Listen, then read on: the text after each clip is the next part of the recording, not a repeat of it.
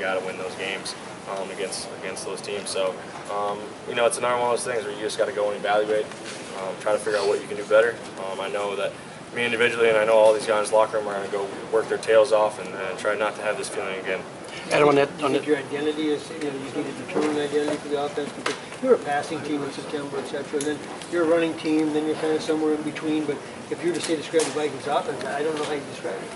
Yeah, that's a good point. I agree with that, and I think that's something that we were trying to find the entire year of what this offense is and how we can be successful. And there was glimpses of it throughout the entire season, but you have to be consistent. You have to be consistent. And individually, I wasn't consistent, and the offense wasn't consistent enough to help this team win games. Adam, on that third down play at the end of the first half, was that just a miscommunication on the route you're running, or? No, not miscommunication. You know, I just didn't get open.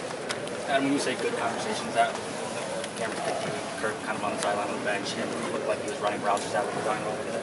Yeah, it was a good conversation. We talked about what I could have done better, and then talked about what we could have done better as an offense, or as far as plays to exploit what they were giving us for looks. So, you know, that's the great thing about the team. Nobody's taking anything personal.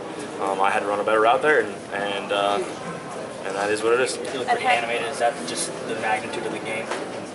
Yeah, I mean, and you know, when you have opportunities and you get in the red zone, and when you've been stalling the whole first half, and you get an opportunity, you got to make those plays. And we talk about all the time. It just takes one play, and that obviously could have been it. But at the same time, the game doesn't come down to one play, and it turned out to be a good conversation. We came out in the second half, scored points, but wasn't able to keep that going. Adam, do you feel like you guys had opportunities that were missed to make plays, or were there just not many out there today against a good defense? Yeah, there wasn't a whole lot of opportunities, but that's what they do really well.